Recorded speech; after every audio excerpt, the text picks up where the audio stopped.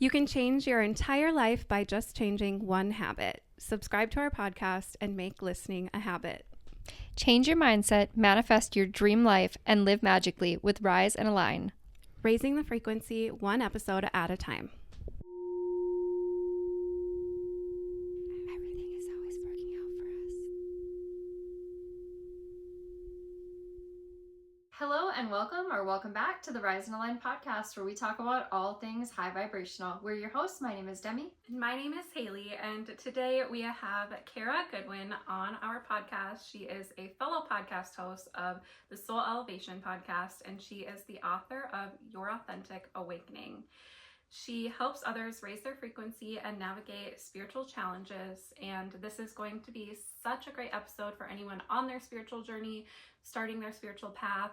It is full of so many amazing light codes, and we are so excited to get into this.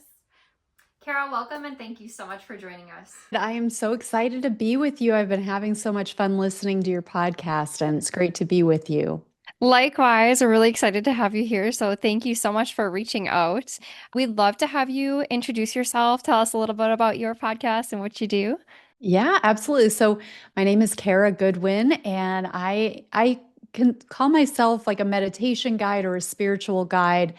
I work with people in the spiritual capacity, and a lot of that is through the medium of meditation. That's kind of where I find it easiest to help people to get connected to their spiritual nature.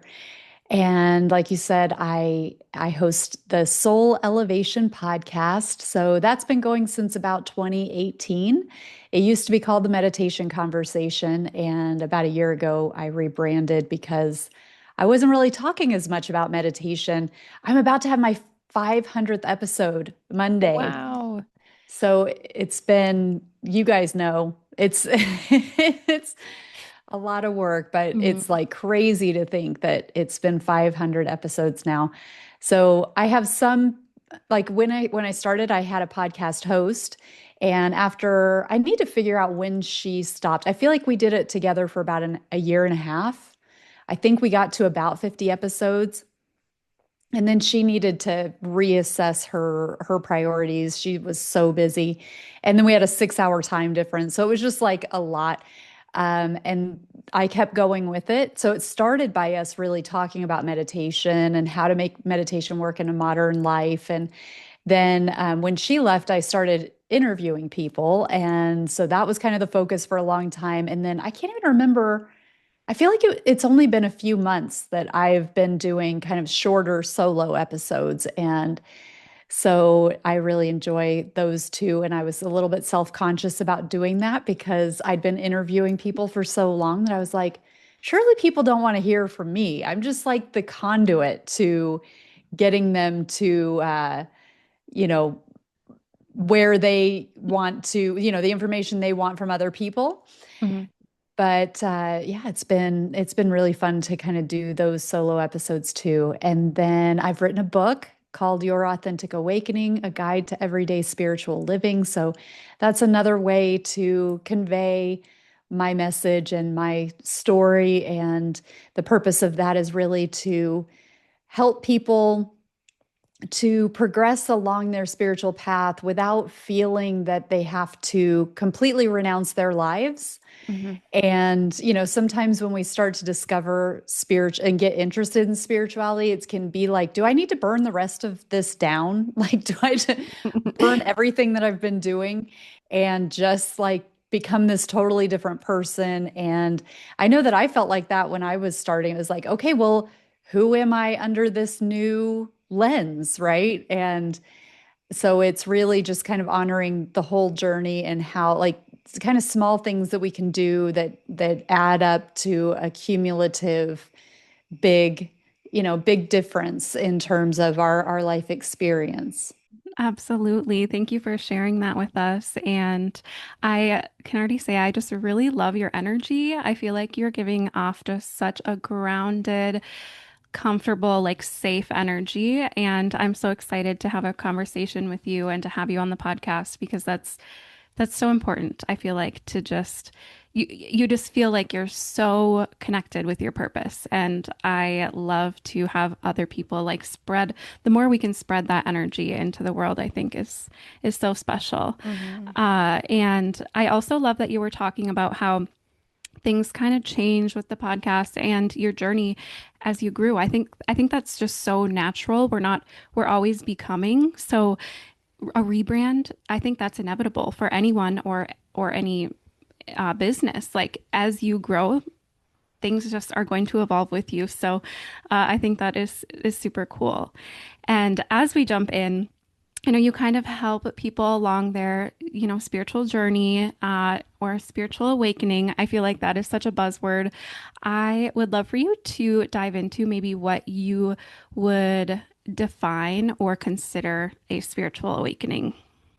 Well, first of all, thank you so much. That's such a huge compliment for I'm so honored that you feel that way with my energy. I really just want to pause and thank you for that. And I feel likewise with you guys holding this beautiful space and listening to your podcast and how you do hold that space and cultivate these conversations that help people to start to get into a new octave, right, of their lives. So thank you. In terms of what an awakening is, that was the question, right? Am I Yeah. taking it in the wrong Oh, direction? totally. No, Okay. you're good. Um, lots of people come to awakenings from so many different angles. Some people come at it from, they might have a health crisis and then they really dive into like, what's going on here? I keep hearing this thing where traditionally trained doctors are getting frustrated that that their patients are asking for the root cause. And they're like, that is not a thing. That is not, I don't have that answer. I have pills, and Yep. or it's a little bit, I'm being kind of cheeky with that, but it is, they're like, this is not how we approach medicine. I wasn't trained like that. Why are they asking that? And a lot of people can relate to that, where it's like, yeah, that for a long time, we didn't question. We were like, this is the authority. This is what we do. I just do what they tell me, and they have responsibility for me. And that is, I think there is an awakening where across the board, we start to realize that other people don't have responsibility for us. So that's through the medical establishment, and you start to look under the layers of the medical establishment, and you're like, wait a minute, what is going on here? Is this actually in my best interest? Are they an authority? Who do they answer to? What's going on there? Some people have it from the government, and they start to look at things from from a regulation, and that's their lens where they're like something is amiss here. And then they start looking under the layers and they're like, things don't add up. Who do these people answer to? Are they actually representing us? Are they serving us? What's happening? Oh, that is a festering cesspool of darkness. What the heck? I trusted them. I give them money, like they take my taxes. What am I funding?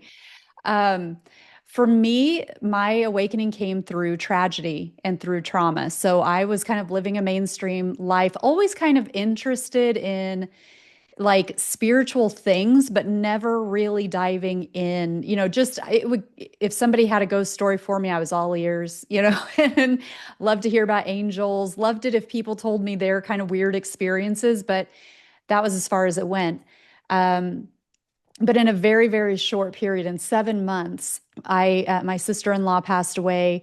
My dog died. My stepdad had a surgery on his brain stem. My mother-in-law was hit by a motorbike when she was crossing the street, and my stepmom had a heart transplant. So all of those things happened in a very, very quick amount of time, and I just lost my orientation. I didn't know which way was up, what was down. I was just feeling amiss and feeling like the life that had been working for me, and when I look back, I just see myself like skating on the surface of life. It was like just kind of enjoying the ride, but not going deep really, and not even really knowing that there was depth to go into or that it was for me. I could see that like other people could do that, and that I believed that other people kind of were deeper than I was. but I didn't think that I had a place there. So, um, through all of that, I really came into I was just wanting to cope, honestly. All I wanted was to cope. And that's how I found meditation. And then through meditation and through, like, I really learned it. Like, I got a teacher and I learned a discipline and I was taking workshops and things like that. But really coming at meditation for a calming effect. And then through that consistent practice, I started to develop more of that spiritual curiosity because things were happening that I couldn't explain, like things in my meditations where I was seeing things and I was like, wait, this is like not just my nervous system is feeling better, like I'm seeing light or I'm seeing a galaxy or whatever is happening. And then starting to open up, like, wait, maybe I have access to guides. Maybe God knows who I am. Maybe I can, maybe there is an eternal aspect to myself that I can be connected to or that I can grow. And so that was my awakening. And that is how some people awaken, is through that trauma and tragedy. If for some people, it's just a malaise. Like they just realize, and I think that's happening more and more too, where it's just like, I'm just not satisfied. I'm ticking the boxes. I'm doing what I was taught to do. I graduated from college. I got married. I had kids. I've got a steady job. So there's nothing that is like that I can point to and say, if only I could do this, then this dissatisfaction will sort itself out. But it's like, no, there's nothing really there. It's just that I don't feel right. Like I feel like something's missing. And so some people very legitimately come to an awakening from that. Like, where's that coming from? Why do I feel that way? And what's the root of that? And I believe that very strongly that the root of that is that disconnection, where it's like, okay, we don't nurture as a society, as a culture, we don't nurture that connection. We don't acknowledge it. You watch your shows, you do your Netflix binge or whatever it is, and they're not telling the story that includes the spiritual aspect of anything. We're reinforcing the physical over and over and over again, and our schools aren't taking that into account. And the medicine, it's like, well, what's it going to do to your physical body? Well, what component, like how does the spiritual component play into that? And the actual energy that we are. And when we bring more energy in, when we have more access to more energy, this invisible, mysterious, life force that we are, and we have the ability to bring more of it in, what does that do to our health? Well, that's not part of it. That's like, we don't talk about that. We don't learn about it. And I think that is leading people into, because I believe that a lot of people have other origins. They're not just earthly. A lot of people who are here right now have experience from the soul level much more than just the human experience. Maybe we might call them star seeds, or they might be from like a celestial place or whatever it might be, but they come into this human experience and then that's foreign to them. And so they're trying to cope with, like, wait a minute, this isn't how I'm supposed to feel. And I don't know what's wrong because there's no reflection of it in the outside world everywhere I look, but there's something within them that knows, like, yeah, you are missing something. There's something you're really, really used to that is hidden right now, and you're not accessing it.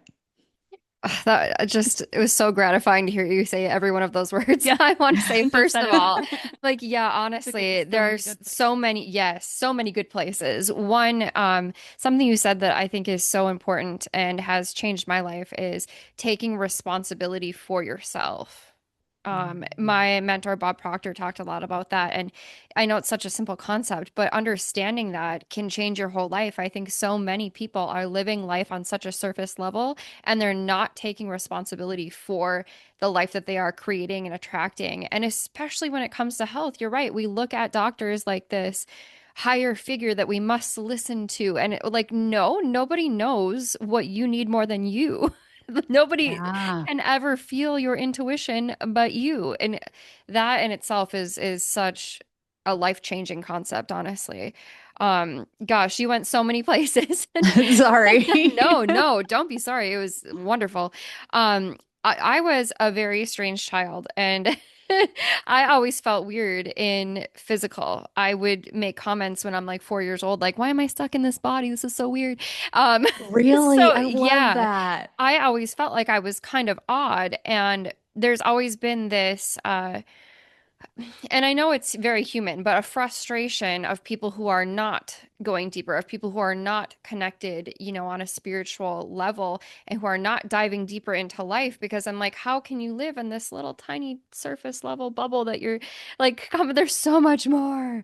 So to Yeah. hear somebody who you're like, I was interested, but I wasn't that deep into it, but you decided to go after that. You decided to start meditating. You decided to listen to your intuition. Like, please, if you're listening and if you have any inkling, please go down this path. It can change your whole life. Like it's just wonderful to hear your story and see like such a transformation. And I have been listening to your podcast as well. And I think Thank you. you're talking about so many interesting subjects and talking to so many different individuals who are so open-minded and who are connected, and have all kinds of different stories. And some people are going to be like, that is crazy. I don't believe it, but I'm like, just being open to that is so fascinating, and just hearing other people's experiences in this physical reality, is it can really change your perspective, really. Mhm. Yeah, Um, absolutely.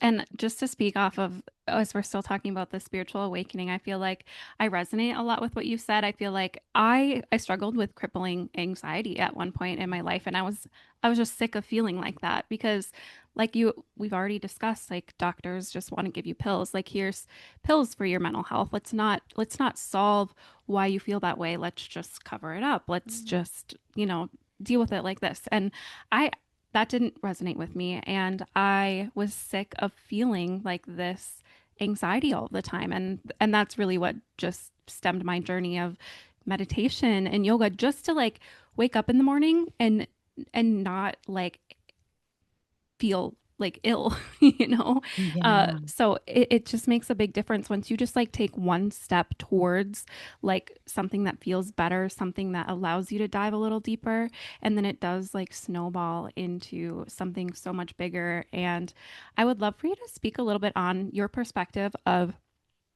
spiritual bypassing, because that's another buzzword I feel like in this community, and I feel like, in my opinion, it is something like you are almost like putting a band-aid on something, like you're not going as deep as you really should for yourself, I feel like, but you're almost like fooling yourself or gaslighting yourself that you actually are, but you're not. I'm just curious, like, what your perspective is on spiritual bypassing and how people may unintentionally be doing it. Yeah, that's such an important point of I probably all times, but I feel like this time in particular, I feel that spiritual bypassing goes so hand in hand with the shadow. And people might hear, both of those buzzwords and not really kind of know what they are, whether it's the shadow or spiritual bypassing. But the shadow is just what is running behind the scenes and dictating our behavior, but we don't recognize that that's what it is that's happening. So at the individual level, it can be, that there was some sort of wound that happened. We had some sort of a trauma as a child.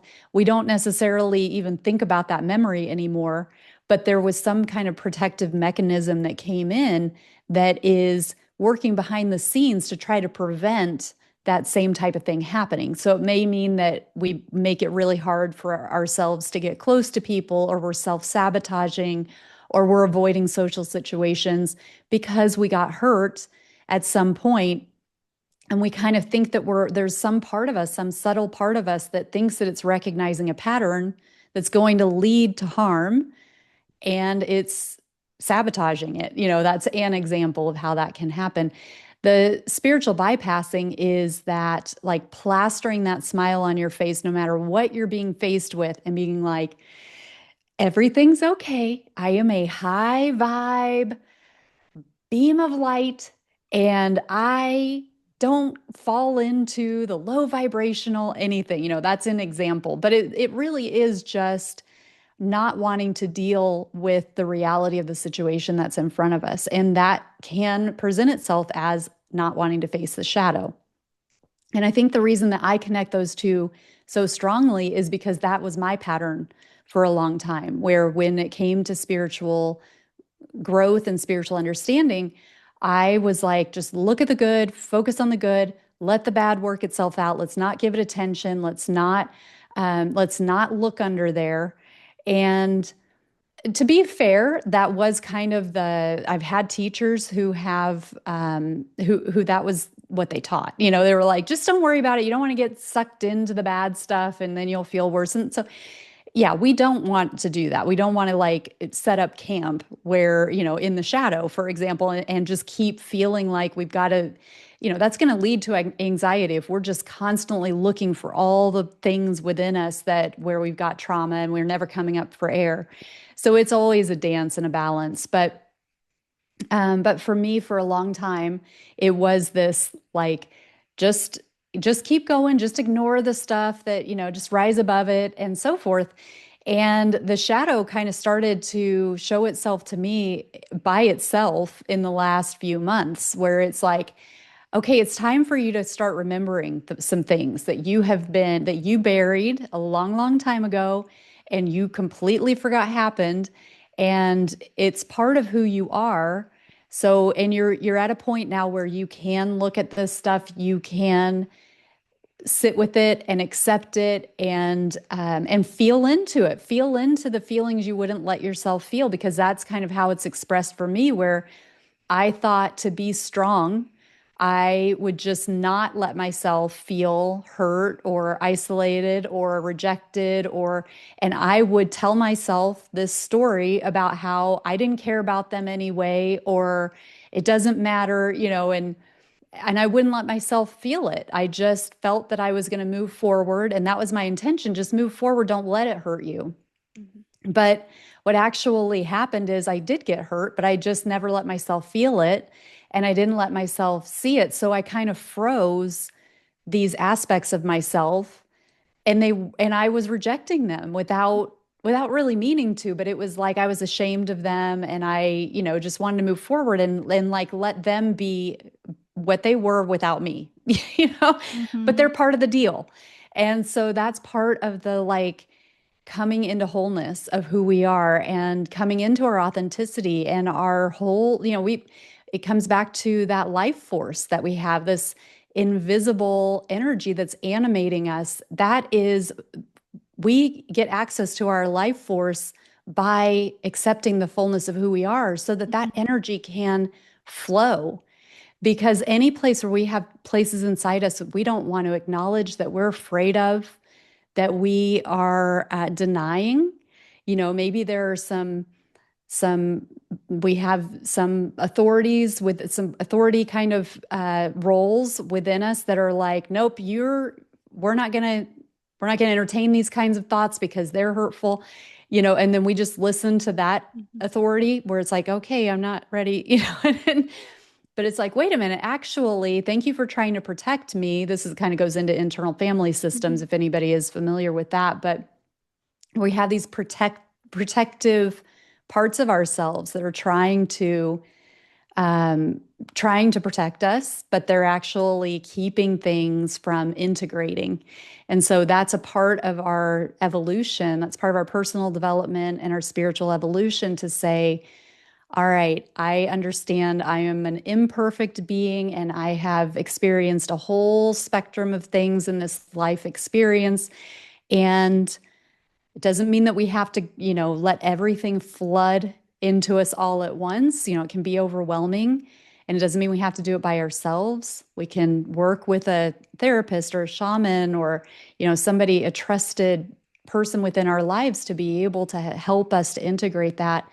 But ultimately coming back into that responsibility piece where it's our choice to say, okay, I'm going to accept all of this, and I'm going to allow these memories. I'm going to allow all of these ways that I have been, and let it be a part of who I am. And then we can start to, like, it just naturally, there's a transmutation that happens. The triggers get worked out. We don't get triggered by those things anymore because they're not running behind the scenes. We're seeing them, we're integrating them, we're accepting them, we're loving them for the role that they've played, because they have also had positive ways that they've helped us through our lives too. So Absolutely.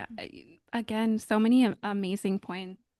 Sorry, so many amazing points. And I feel like it makes me think of the moon. She's lit up, but not all the time. There's the full moon and then there's the new moon, and there's always that shadow aspect of the moon where we have to incorporate all of that or look at all of that within ourselves. And we're not just the light being. Like there are depths to us and depths to our soul. And I feel like you kind of talked about this a little bit, but as you get to know those shadows a little deeper, you unravel more pieces of that you have to heal. Like, I feel like at the beginning of your journey, it's easy to be like, oh, I healed that, like, time to move on to the next thing. But I think as you'll find as you go deeper into your journey, that will come up again, but maybe in a different way, or you'll understand it from a different way. And I feel like those shadows may continue to come up, but it doesn't mean you are not expanding or you are not working through those. You're just able to see them from that deeper lens, that deeper space. And it just allows for even deeper alchemization, which I love. I'm a witch. I'm a Scorpio. Like, I love the shadows, like exploring the depth of the shadows. And I feel like people around you too can be a reflection of those shadows. So when you are experiencing conflict or contrast with those around you, I think that's such a good trigger to be like, wait a second, like, where is this within myself? And how can I work through this on my end instead of just like putting blame on this other person, like they're doing this to me or whatever. So thank you so much for working through that. Thank you for speaking very vulnerably and openly about that as well. I think so many people do have that belief, like, just focus on the good. And of course, like, there is balance, there is truth to that. Like, you don't, like you said, you don't want to get caught up in that. But you also said life needs to flow, the energy needs to flow. And I think that when we're pushing that back, it's almost like we're building a beaver dam, we're creating so much contrast. We're not allowing it to flow. And duality, polarity, there has to be both, and I went to a Kyle Cease conference, and he talked about those emotions that we have. And instead of ignoring them or pushing them away, you say to yourself, I am allowed to feel whatever it is, sadness or anxiety in my body. And between that, and I'm also a life coach, so I'm always doing emotional freedom tapping with my clients. When people go into that, when they find the depth of, like, where did this belief come from? Where is this emotion really stemming from? It's usually childhood. When they find that, their now adult, conscious, logical mind can usually work out that this belief isn't actually true. But if I just allow myself to process that emotion, I can let that go. So, there's really alchemization in allowing yourself to go there. So thank you so much for, speaking about that and not just being like, yeah, I'll just, I focus on the good all the time. Yeah. 24/7, I'm happy. Yeah. Well, especially right now. I don't know how, in your guys' world, if things have seemed as intense. Like in my world, people are really struggling right now, and for good reason. Like, there is a lot going on, and reality is changing really fast for people. And then just the energetics of the planet and where we are in the time that we're recording this, and tons of solar flares and geomagnetic storms, and that affects us as people. But everywhere I turn, it's like people are having like dark nights of the soul, and so it's showing up at the individual level, but there is a bigger collective thing happening. And I think that it's easy for people to see that from a collective standpoint, we're working with the shadow too. There is what has been hidden is coming to light for more and more people at the collective, where it's not our personal history, but it's our bigger history of humanity, of our country, of other countries. And that is, we're having to reconcile, like, wait, I thought reality was one thing, and now I'm learning that it's not what I thought it was. And we see this in all different kinds of sectors and industries, financial sector, where it's like, oh, I thought one thing was happening. It was built on this. And this is like what's happening behind the scenes. People may be seeing things like that. And it's this reconciliation that we then as individuals have to go through as well, to say like, okay, well, there's this bigger collective thing. And then we're going through it together as a people too. So it's really fascinating to see like how it's showing up at the individual level, but it's just the same on a bigger scale for all of us who are just part of this world and part of society. Absolutely. I love that you brought up the collective because I did actually have a question for you regarding that. And I personally believe, with so much going on externally, people feel like hopeless, like there's nothing that they can do to, fix X, Y, and Z that's happening in the world. But I do believe that we are actually very powerful. And I think that it's not, I think it's so important to be of service, but I also think that it's so important to be of service to yourself. Like, how can you feed yourself and get to a place where you can show up as it serving your purpose, right? So I find that it is important to be almost selfish in these in periods like this, where you can put your mask on first before the person next to you, like on the plane. Get yourself into a place where you can be of service, where your glass is full, where you have somewhere to pour from. And I think that this work is so important because it allows you to get there. It allows you to become so in alignment that you can serve then the collective. And I feel like I'm curious, maybe your perspective on that and how alchemizing and healing your own self can actually impact the energy of the collective, if that makes sense. Yes, it does. And I love the tapestry that we're weaving through this conversation, because it all just keeps everything goes together, and it's really beautiful. And such an important question, because people are feeling hopeless. Like, okay, well, this is way out of my hands. So what does it matter? And then we might feel selfish because we're working on ourselves. And I really want people to get clear about the effect that their work on themselves has on the collective, because we all are energy. And I know that people who are listening to this already understand that. But if you understand what harmonic resonance is when it comes to energy, it is when energy becomes coherent, and it becomes stronger because it's organized. Basically, it is your energy organizes. What we're dealing with when it comes to the shadow is chaos. It is not in proportion. It is not organized. It is not beautiful. It's like Dr. Emoto's studies, which people may have heard about, but he did these studies on water where he would freeze water and then look at it under a microscope. And some of the samples of water had these high vibrational words like love and beauty and forgiveness, and others had low vibrational words like hate and anger and war. And looking at them under the microscope, the high vibrational words had these crystalline structures. They were clear.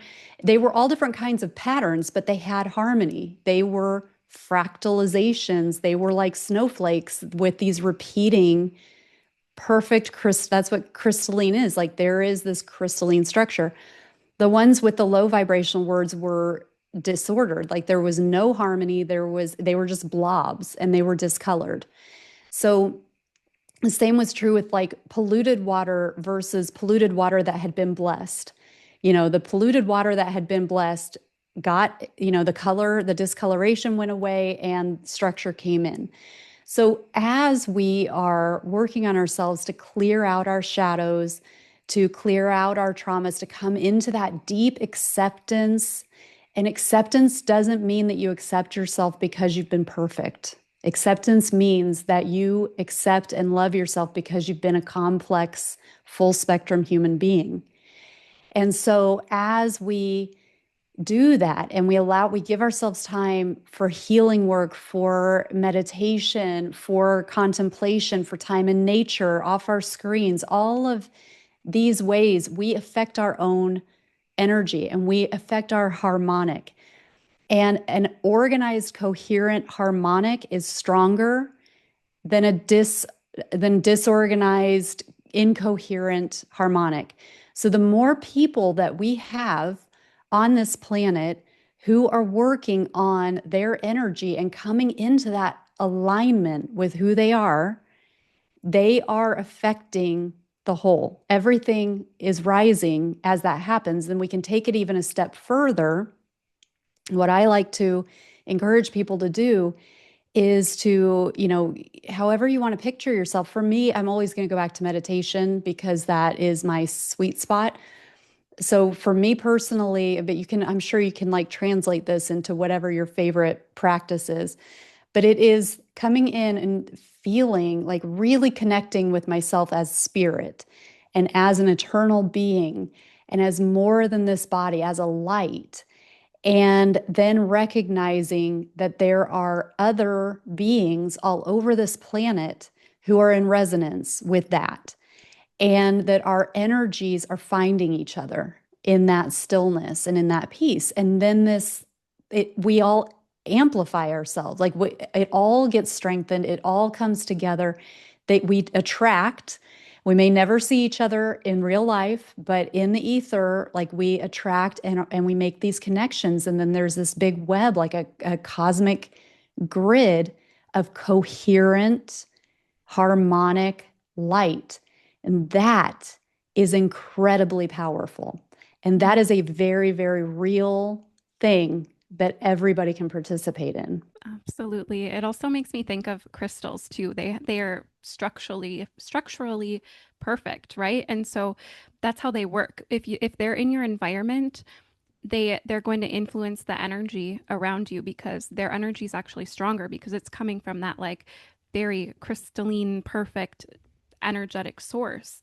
And that can be us too. Like if Yeah. we align our energy, we can have that stronger impact energetically with those around us and collectively.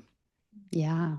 Plus, I mean, quantum entanglement proves that we are quite literally connected to absolutely everyone and everything that is. So, I think a lot of people forget that working on yourself can literally change the world. It doesn't have to be huge. It can just be finding your own peace, and just on a very surface logical level, of course, you're going to act kinder to other people when you're happier. When you're self-loving, you're going to love others and you're going to spread that. And it does quite literally raise the frequency, both on a physical and a quantum level.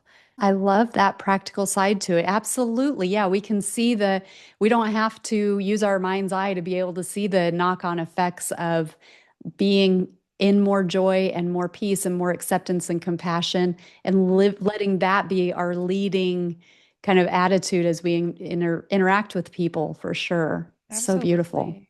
Yeah, and I loved your practice, just envisioning connecting to others who are on that high vibe. I think that's so powerful. Also, I think the natural state of the world is chaos. The natural order of the universe is chaos. So finding that balance, that peace within the chaos may very well be our purpose. Right. Yeah.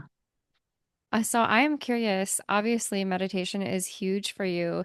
Is there any other practice that you like do all the time and you think has like a major effect on your life? Yes. So I love sacred geometry. That's kind of more of an outlier for a lot of people, but for me, there is really something that I'm very drawn to. And I don't mean to have a pun there, but I love to draw sacred geometry. I get a lot from the practice of just drawing it, but also coloring it, kind of working with color within a sacred geometry. And then once I have a completed piece, then looking at it with a soft gaze. So, kind of in a meditative state, but open eyed meditation. And the geometry shifts from a two-dimensional, flat image it starts to morph and get depth and, start to take on these other dimensions as I look at it with a soft gaze. And it starts to affect like all areas of my life. I don't typically do sacred geometry like every single day all year long. I have like seasons of it. So I was drawing, for example, like the Sri Yantra. I think I did like about 40 days. I didn't actually track it, but it was longer than a month and I think less than 6 weeks or so. So anyway, I was like, I think it was about 40 days. And every day I made a point of drawing this geometry. And I was drawing other geometries at that time too. And then I just came to a point where I was like, okay, it's time to not do this for a little while. Not for any particular reason. It was just kind of like I felt like I was supposed to do it for that time, and then I didn't have to, or I never had to, um, but it started to like even affect my dreams. Wow. So not that I was like, sometimes I was seeing the geometries in my dream, and I will see them. Like that's the most common thing for me to see is like geometry or like spiraling galaxies, which has a geometric element to it. Um, but like my dreams would be like a quote unquote normal dream. But I'd realize there'd be these like really skinny long hallways and the rooms were skinny and long. And I'm like, this is very much like like if I zoom out, this is very much like the Sri Yantra, but I'm in it.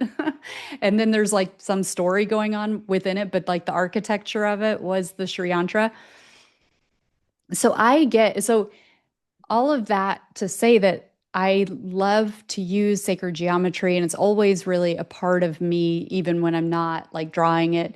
I always have it around. You can see it behind me right here. Um, but I can't really say like everybody should practice sacred geometry because then this will happen. It is which is the same thing with meditation. I mean, there's some low-hanging fruit with meditation where it's like you'll be calmer, you'll be less reactory, whatever. Whatever, there's different things that we know happens when you have a regular meditation practice. With sacred geometry, it has a meditative element to it. But I feel like there is something with the construction of reality. Like I believe that geometry it's the foundation of creation. And it is, so I think it's really limitless and it's really hard to say if you do it, then X, it's just kind of like, it just opens doors, I think. I feel like so many practices are like that, if Yeah. it becomes your own, we all kind of experience these things in a different way. And just you talking about that, I've never really thought about, I have an understanding of sacred geometry, but I've never thought about it as a practice. And I think it's speaking to me as you're talking about it. I can like feel myself like, I don't know. I am feeling some type of way. Yeah. You're proving my point. So I need to explore that now. I do feel called to that. And I also love that you started off talking about this concept of like a soft gaze meditation or an open-eyed meditation. And that's something that I also do a lot with like candles. And I really like that because it kind of loosens the pressure of like you have to sit there and like close your eyes and not think about I feel like people have like a stigma around meditation, and because of your expertise, I'm curious if you have any other tips for people who want to explore meditation more but are a little bit intimidated by it, or if there's other ways that they can kind of start diving into meditation without it feeling like diving too deep into it. Yeah, that's such a great point because it can feel overwhelming. It can feel intimidating, like you said.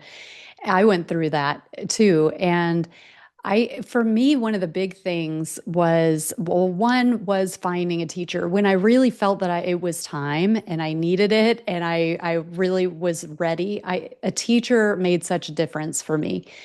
But apart from that, one thing, one tip would be not to try to bite off everything all at once. So I know my tendency is like, okay, now I'm getting into meditation, or now I'm getting into whatever it is that I'm like, and I'm going to do it I'm going to sit down and do it for half an hour, because I want to really dive into it. And we may have this like newfound interest and want to go directly into like something that might be a little bit more on the advanced side, which I would say meditating for half an hour, that's a lot for a beginner. So there are, just sit down and watch your breath for 1 minute, and start with that. Just watch your breath for 1 minute, because it is so much easier to keep bringing your attention back to the breath, because your mind will wander in 1 minute, and it might wander more than you expect in 1 minute. So, but if it's just 1 minute, that's manageable. And then you start to get a feel from it, like, oh yeah, the mind really does wander. And that's okay. That's actually part of it, is that you train yourself to be able to recognize, because your mind is wandering and pinging around constantly all day long, but you just don't notice. It's just, you're just probably looping through a lot of thoughts. And part of the opportunity with meditation is to become more aware of who you are, how you work. And one of those is like, wow, my mind is just going 1,000 miles an hour a lot. and it kind of takes being in that stillness to really notice that. So it is like, I'm just going to breathe low. I'm going to breathe, and I just mean like below the diaphragm, make sure that the breath is going all the way down into the belly, and watch the breath and notice it coming in, notice it going down into the belly, notice the belly inflating as you inhale, notice it relaxing back as you do a slow exhale, and give yourself a goal that you're going to do that for 1 minute. And build from there. Maybe tomorrow or later today, do 2 minutes.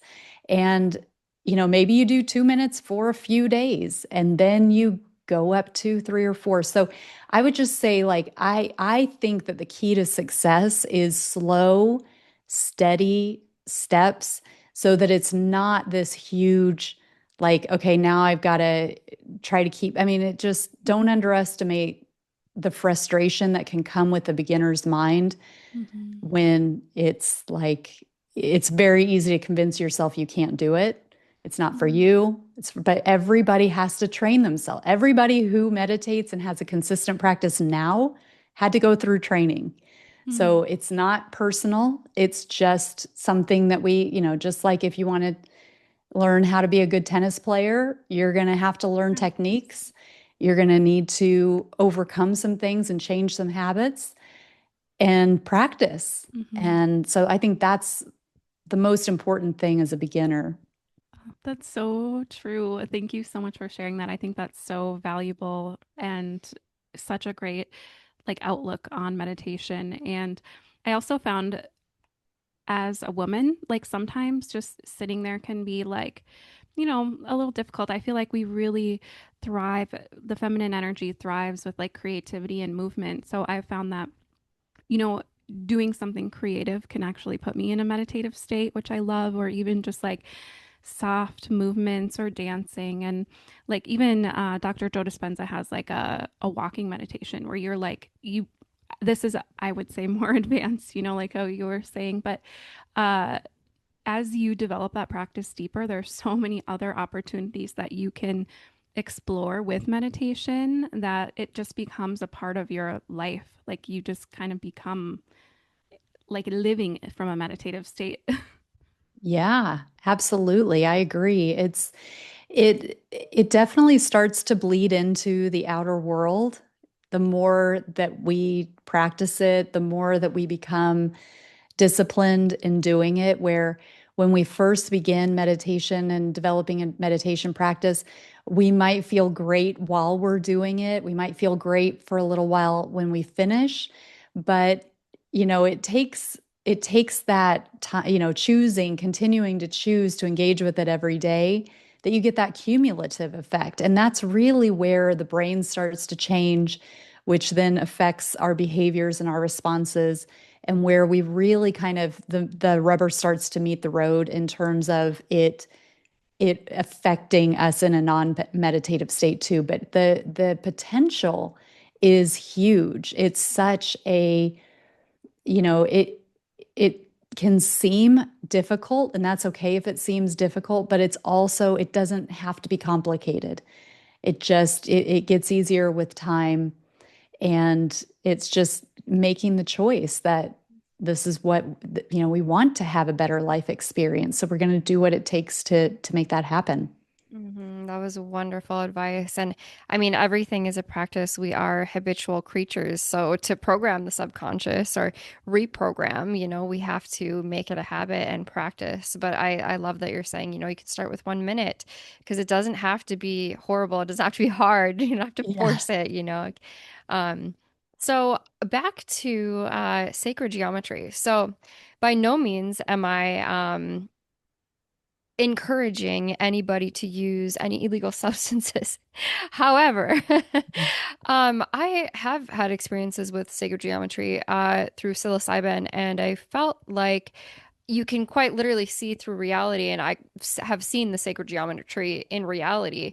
I do feel like you don't have to take anything for that. You can just be on a different level of consciousness, and maybe meditation brought you there. I am curious, how did you kind of discover sacred geometry, and have you discovered specific meaning behind it?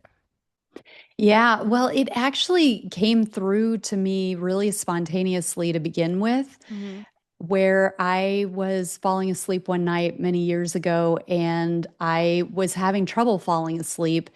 And all of a sudden, I had these flashes of shapes and I had no context. I'd been meditating probably for like 2 years by then, but I didn't know what sacred geometry was. And I had no real experience with this kind of like, it was like, just very fast, brief, but like very distinct. And I wasn't asleep yet. But I was in that kind of like in between state. Hmm. And I was like, what in the world? And I asked around about this and eventually started, people started saying things about sacred geometry.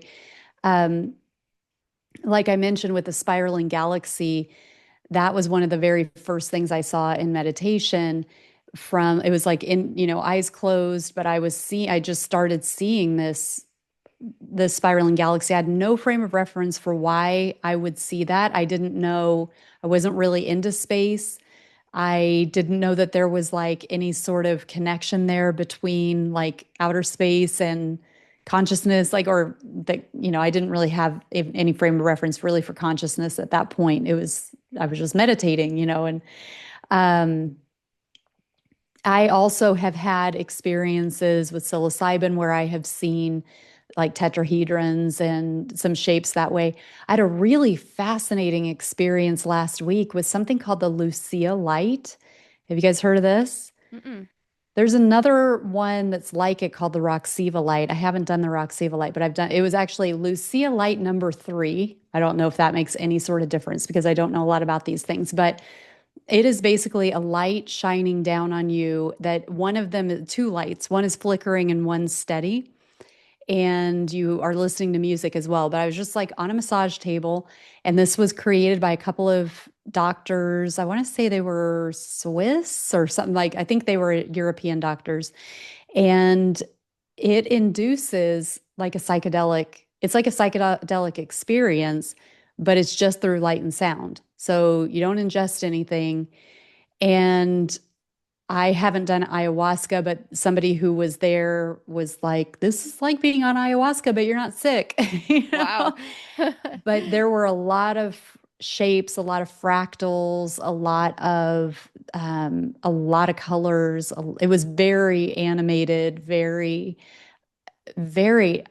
just a bizarre experience to have when it's just lights and sound. It makes Hmm. sense. I mean, I could feel my pineal gland shaking, like moving forward and backward, like really rapidly. And then it started moving side to side really rapidly. And I felt like I was full of like chemical response after when I was leaving. I felt like my head was just so full. So I think I'm sure there was a DMT release or something through it, but it was amazing. That is So, so and cool. yes, I saw a lot of geometries in that. A lot of like a lot of it is this fractalization. So again, going back to that harmonic, the organization where, you've got one thing and it just gets replicated to make one bigger shape. That is kind of what's behind crystallization and geometry, sacred geometry, and so forth. That is so cool. Sign me up. Yeah. It makes me think of the CIA studies and like the gateway tapes that people listen to. So Yeah. they listen to, different sounds or frequencies, and it brings them to different states of consciousness. And the CIA was, you're probably familiar. I don't know if Yeah. everyone on here is, but they were studying, how to astral project and go to these different states of consciousness through sound, which makes sense since everything is energy vibrating at a specific frequency. So I believe it. I would love to try that. And it's Yeah. funny, my next question was going to be, have you had any specific like life altering, like supernatural experience or, consciousness experience? Yeah, I have. As much time as we've spent talking about meditation, those types of experiences happen for me in the hypnagogic state, which is between wakefulness and sleep.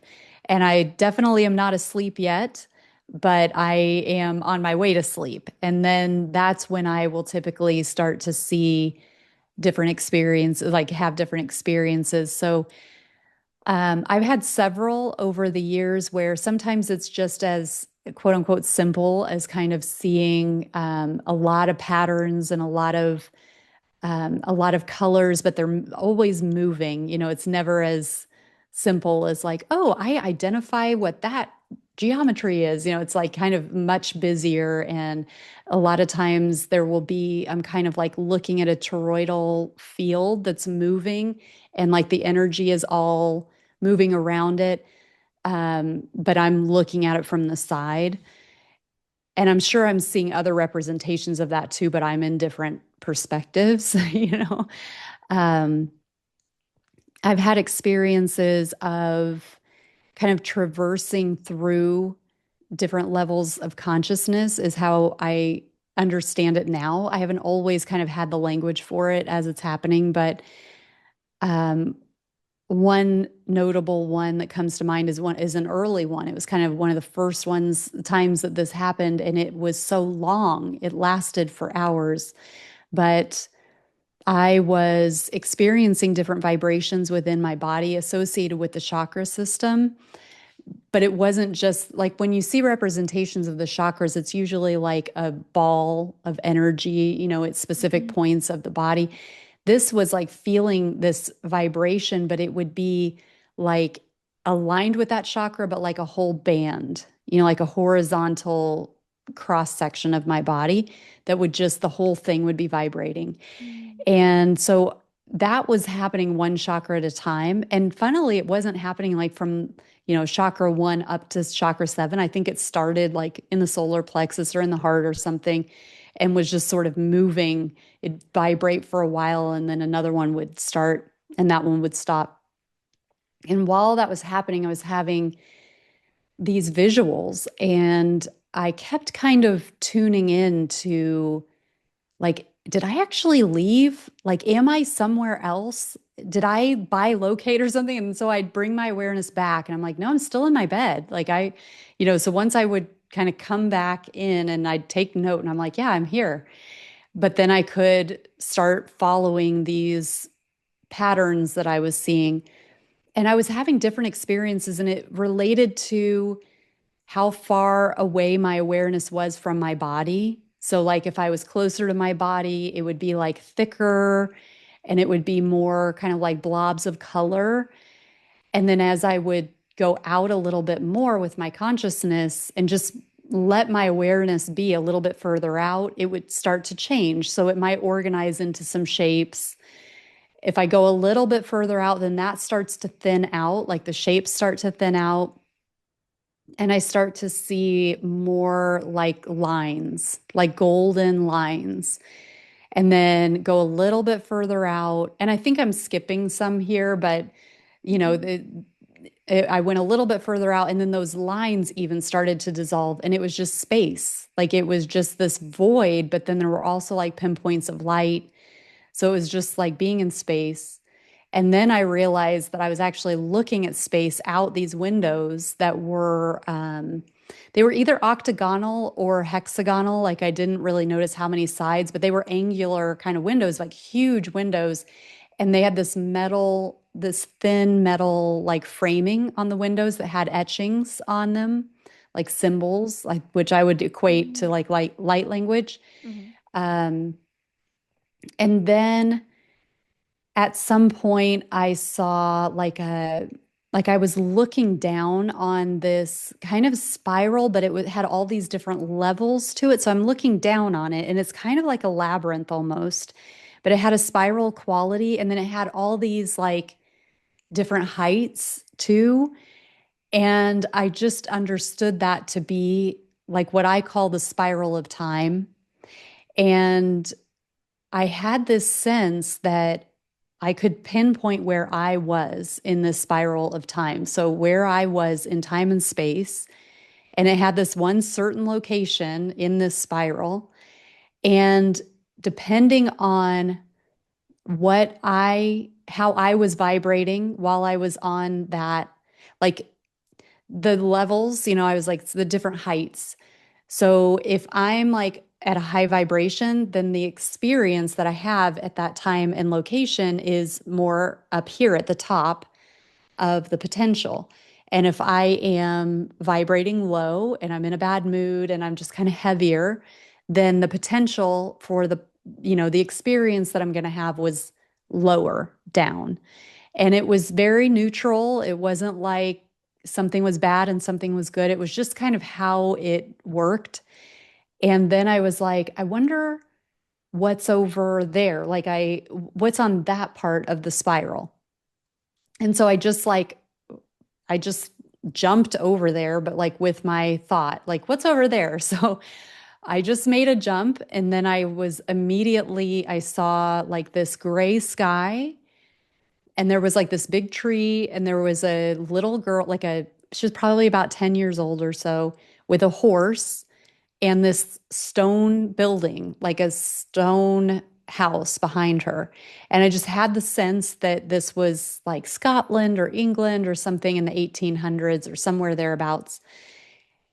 And I don't know, I didn't even like go into it very much. Like, is this me? Is this another version of me? Was this a past life?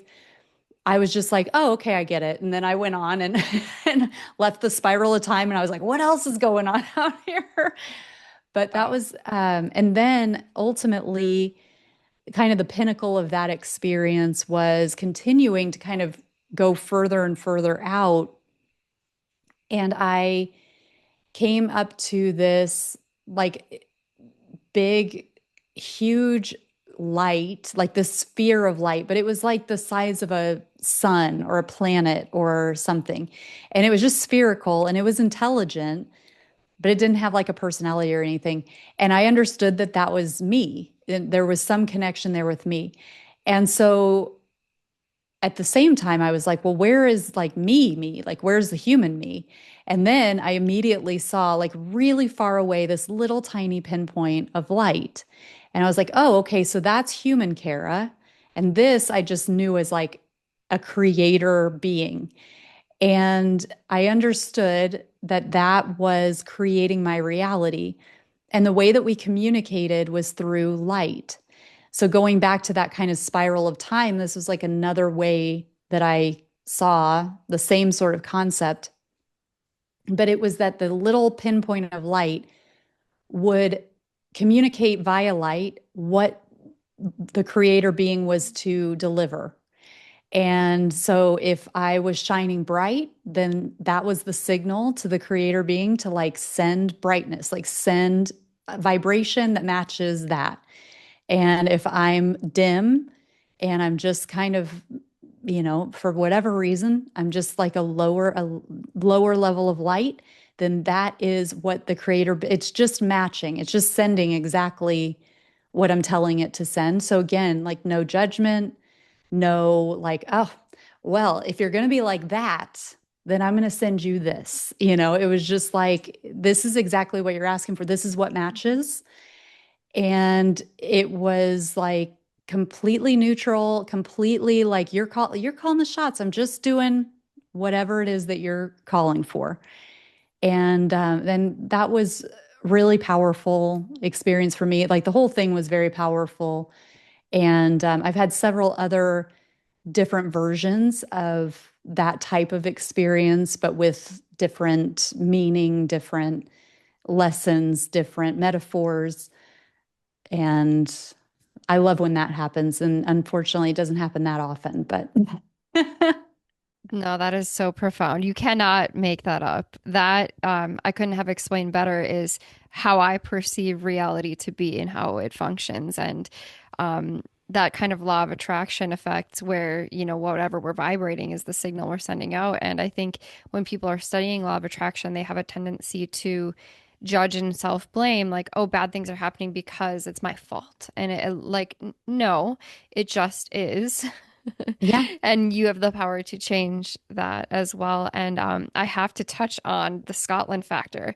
So I don't know if you've heard this in our podcast, but I am constantly talking about Scotland. I studied abroad there, and I feel like my soul is so very connected to that place. I am not from there. I have no reason to feel that I belong there and that my soul feels at home there. She'll tell you too, constantly talking about it. She feels this way I feel about Ireland. So it's really interesting to hear somebody else who's very like-minded and spiritual say that you just so happen to have this experience and see possibly a past life in Scotland. Yeah, I love that. You know, there's those are two, like Scotland and Ireland are such powerful, energetic places. And I have not been to Scotland either. I lived in England for several years, Oh, but wow. I never made it up to Scotland. I did go to Dublin, so I've been to Ireland, but Mhm. yeah, they're magical. I Mm-hmm. love that. I love you that you Mhm. have that connection there. Something's going on. We're supposed to Yeah, go there, I'm telling you. yeah. Something also that I find really cool about that is I feel like your ability to experience the universe in that way may connect back to your relationship with meditation because I feel like you are training yourself to be comfortable outside of this physical body. I feel like I have resisted experiences like that in myself because I can be so attached to this body. I'm like, what if I don't come back to her? Or like, you know, I want to be this human. And like I've definitely resisted that aspect of myself. And the more that I practice meditation, the more I feel like I am able to kind of transcend this physicalness and, you know, experience the universe in a deeper way. So I just feel like I can definitely see how you are able to go so deep with the universe and like really explore some of that. I think that that is so cool. And I thank you so much for sharing those experiences with us because that's amazing. That's really cool. Oh, well, thank you. And, you know, it does bring to mind that I remember while this was all happening, I was like, am I going to come back? Like, how far do I go? I mean, because it made me appreciate as well. I have suspected that people who are like in mental institutions and things like that, where it's like, I think that they are having legitimate experiences. It just is really hard for them to integrate and to be able to function in this world. But I think that there's a lot of like misunderstanding of like, oh, they're imagining, they're hallucinating. It's like, well, they could be tapping into something that is really happening that we don't have insight into.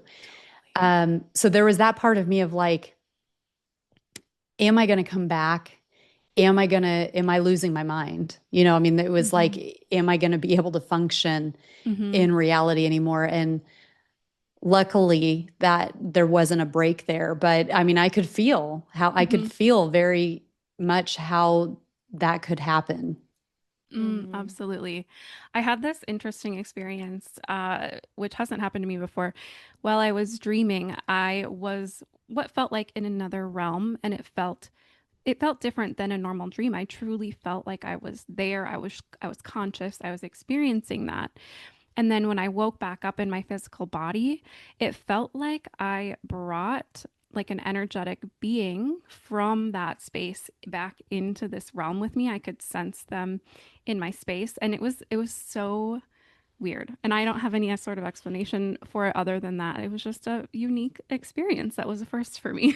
Wow. And so where did it go from there? Did you feel that that presence stayed with you or? I did actually it was a negative presence, so it Mm. was it was a little scary, and I actually thought I saw them. Like I thought I could see what they looked like in my physical space, and it scared me, my human body. I was like, "Oh my gosh, there's someone in my house in the middle of the night." And I actually had to do like a lot of like energy clearing to like purge them from my space. But I definitely feel like they would have lingered if I didn't like take the action of like Yeah. I love that you shared that. And I think that that is absolutely possible that that is what happened. There's so much going on with consciousness that we don't, that we filter out from the physical senses. I like to be sure that before I go to sleep that I always invoke like the pure source light is what I like to go for, and then that my divine team help me, Mhm. and that I be with my divine team while I am in the dream state. And I feel that I have a lot of contact experiences while I'm in the dream state or when I'm in the sleep state. But I do try to be diligent just about like setting the scene and like, okay, I am pure source light, and being kind of bossy about who's invited and who is not. and, and Mhm. so because of the potential for things like that, where it's and it sounds like you handled it perfectly well. And it sounds like it was maybe even like a training. Mhm. There might have been an element of just like going through some sort of inner training to like, okay, let's use these skills that you're building up here. You've got the goods. And because I absolutely experienced that within my own life of like, all right, let's put into practice. Here's some opportunities to put into practice what you've been working on. That's awesome and so valuable. And I really enjoyed this conversation with you. It's like igniting something in me that I'm really excited. And I wanted to ask you one final question to kind of bring us back into the 3D. And I love, I've been super into reading lately. Like all I want to do is read, and I love fiction and nonfiction, and I love it all. And I'm just curious, like if you are reading anything right now and what it is, like whether if you are reading something for educational purposes or even just for fun. I'm just curious Oh, what a you're fun question. So, funnily enough, I had this man on my podcast probably a couple of years ago. His name is Philip Smith, and he wrote this book called Walking Through Walls. And I think everybody who is interested in healing work, who's interested in energy work, read this book. There are more than one Walking Through Walls. Read the one by Philip Smith. He is this artist. He is from Miami. The book is about his dad, who was a an interior decorator to like wealthy people. He like decorated the president of Haiti and Cuba, and like crazy stories from when he was just a regular guy and he was doing interior decorating. But then he had this like awakening in the 50s and 60s, and the stories. First of all, Philip is just a great writer and he's funny. And it's like this beautiful mix of the mystical, but the funny and just going, the artsy and all. I mean, it's just such a unique blend. I loved every page of this book. But anyway, so I loved that book so much, and so did my friends. So I was like, I've got to have this guy on my podcast.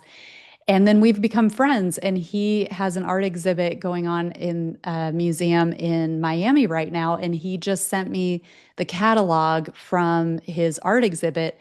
And so I've been poring over this. It's got all his art in it. It's got his story. It gives even more background from a different lens about his father. I have felt since I've gotten to know his father through his work, like I invoke Lou, his father who has passed. Like I work with him in the ether and I feel that he helps me. Um, and then Philip, as an artist, is amazingly talented and he's bringing through this high vibrational work that is very activating. So it's got like DNA strands, but this is like he was friends with Andy Warhol. And I mean, he's like a Wow. proper artist, and he's had exhibits all over the world and but he's got like DNA strands in there. He's got toroidal fields. He's got like, energy. There's all these energetic components of it. And it's beautiful. And it like, I can feel my pineal gland doing funny things when I'm looking at it. So, anyway, all of that to say, like, I am deep into his catalog. That's what I'm reading right now. And I'm loving it so much. And I don't know that that catalog is available like publicly, but the book is. And so Mm-hmm. that's what I really want to point people to is Walking Through Walls of Philip Smith. You will thank me. It is so good. Wow. That's awesome. I'm excited to check that out. And thank you so much for sharing.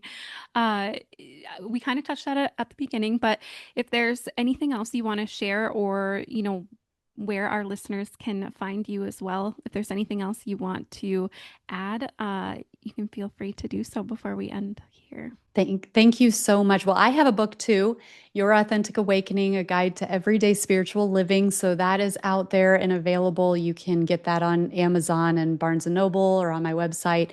My website is karagoodwin.com. I've got a lot of free meditations. I have a Learn to Meditate program. I've got a sacred geometry workshop on there where it's like a 4-part recorded series where you can learn about and how to do some sacred geometry. And then my podcast is soulelevationpodcast.com. You can get all my episodes out there. And yeah, I'm around. Amazing. Thank you so much. And that's Kara with a K. And Goodwin is your last name. That's amazing. Yeah. What a great last name. I feel Thank you like, so much. yeah, thank you so, so much. I feel like I could have talked to you all day I for know, several me days. too. Yeah. We'll have to do this again. Definitely. But yeah, thank you so much for coming on here and sharing everything that you did. It's been such a wonderful conversation. I have loved this so much. Thank you for the space that you hold and your own contributions are fascinating. And thank you for all of the good work that you guys are doing on yourselves and for others through your podcast. Oh, likewise. You're such Mhm. a beautiful being of light. And, our purpose here on Rise and Align is to raise the frequency of the planet. And thank you so much for being part of that. Thank you so much. I love Thank it. you. Thank you. Have a wonderful day. You too. Thank Thank you. you.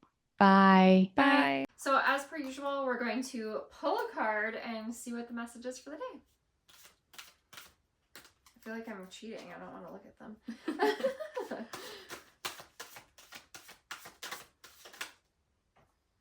Basil. Oh, I love basil.